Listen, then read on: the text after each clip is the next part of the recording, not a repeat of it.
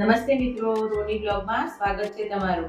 આજે આપણો ઉપવાસમાં ખવાય એવો શક્કરિયાનો મસ્ત એવો શીરો બનાવીશું અને એ તમે કોઈ પણ ઉપવાસમાં ફરાળી રીતે લઈ શકો છો।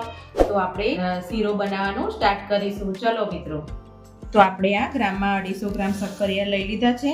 એને આપણે જોઈ લઈશું સડો કે એવું તો નથી ને, નહીં તો ટેસ્ટ બગડી જાય છે ખાવાનું।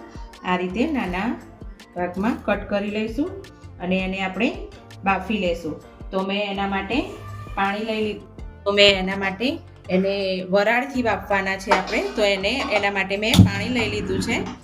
અને તમે આ રીતે ના કરો અને ડાયરેક્ટ કુકરમાં પણ બાફીને બનાવી શકો છો, જરૂરી નથી કે વરાળથી બનાવવા, પણ અમે આ રીતે બનાવીએ છીએ તો એ રીતે બનાવીશું। મને આ શક્કરિયું થોડુંક હજી મોટું લાગે છે તો હું એને 2 ભાગમાં આ રીતે કાપી લઈશ અને આ રીતે આપણે બાફવા માટે મૂકી દઈશું। અને આપણે ઢાંકણું ઢાંકીને એને 10 થી 15, જો આ રીતનો સડો આવે છે એ કાઢી નાખો, જોઈ લેવું, નહીં તો આખું મોઢું ખરાબ થઈ જાય આનાથી।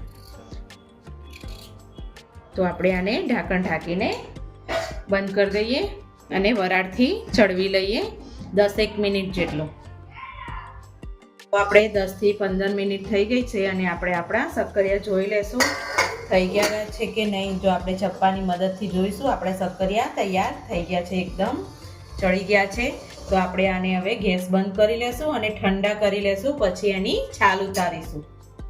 આપણા બધા શક્કરિયા આપણે છોલી કાઢ્યા છે મસ્ત રીતે, અને આપણે હવે છીણી મદદથી આપણે છીણી કાઢીશું। અંદર લમ્સ ના રહે એ રીતે આપણે છીણી દેવાના છે।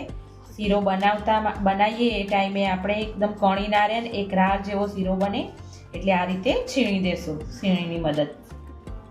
આપણે અડધી વાટકી દૂધ લઈ લેવાનું છે અને થોડા એવા કેસરના તાર નાખી દેશું અને થોડી વાર એને હલાવીને સાઈડમાં કરી દેશું। અને ગરમ કરીને દૂધ મેં લઈ લીધું છે, એક વાસણ લઈ લીધું છે અને એમાં 1 ચમચી જેટલું ઘી નાખીશું। 1 ચમચી જેટલું ઘી અને જે શક્કરિયા આપણે બધા મેશ કરીને મૂક્યા હતા એને અંદર એડ કરી દઈશું અને ધીમા ગેસે શેકી લઈશું। આ સ્ટેપ ઉપર તમને એમ લાગે કે ઘીની જરૂર પડશે તો તમારે 1 ચમચી ઉમેરી લેવું ઘી। અડધી વાટકી દૂધ લીધેલું હતું ગરમ, એને આપણે મિક્સ કરી લઈશું અને હલાવી લઈશું બરાબર। હવે મિક્સ કરી લઈશું જ્યાં સુધી થીક શીરા જેવું બેટર ના બની જાય, શીરા જેવું કન્સિસ્ટન્સીમાં આવી જાય એ રીતે। તો આપણે હવે સ્વાદ પ્રમાણે ખાંડ નાખી લેશું। શક્કરિયામાં ઓલરેડી સુગરનું પ્રમાણ હોય છે એટલે તમે તમારા હિસાબથી નાખી શકો છો।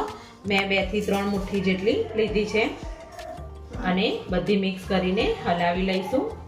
તો એકદમ આપણા શીરાના રીતે તૈયાર થઈ ગયું છે અને આ રીતે હવે 1 ચમચી જેટલું થોડું એવું ઘી નાખીશું પાછું, એટલે મસ્ત એવું આપણું એનું શાઇનિંગ આવી જાય શીરાની, અને મસ્ત રીતે મિક્સ કરી લેશું। તમે જોઈ શકો છો કે સાઈડમાંથી એકદમ ઘી છૂટું પડી ગયું છે શીરામાંથી આપણા, એટલે આપણો ઓલમોસ્ટ શીરો તૈયાર થઈ ગયો છે શક્કરિયાનો।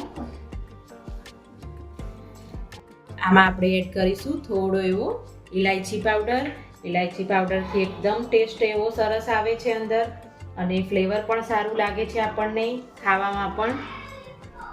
અને મેં કાજુ અને બદામની કતરણ કરી લીધી છે, હું થોડા અત્યારે નાખીશ અને થોડા ઉપર ગાર્નિશ કરવા માટે નાખીશ। તો આપણો શીરો તૈયાર છે અને હવે આપણે ગેસ બંધ કરી લેશું બસ। તો આપણે શીરાને હવે સર્વ કરી લેશું।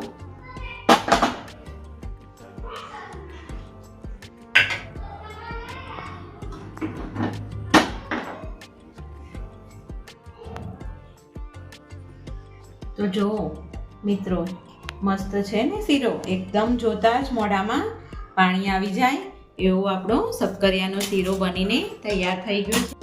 તો જો મિત્રો, મસ્ત એવો આપણો શક્કરિયાનો શીરો તૈયાર થઈ ગયો છે। તમે કોઈ પણ ઉપવાસમાં ખાઈ શકો છો અને આપણો શિવરાત્રી સ્પેશિયલ શક્કરિયાનો શીરો તૈયાર છે। જો જોતા જ મોઢામાં પાણી આવી જાય એવો શીરો તૈયાર થઈ ગયો છે। તો તમે પણ તમારા ઘરે જરૂરથી ટ્રાય કરજો અને ચેનલને લાઈક, શેર અને સબસ્ક્રાઇબ કરજો। Thank you.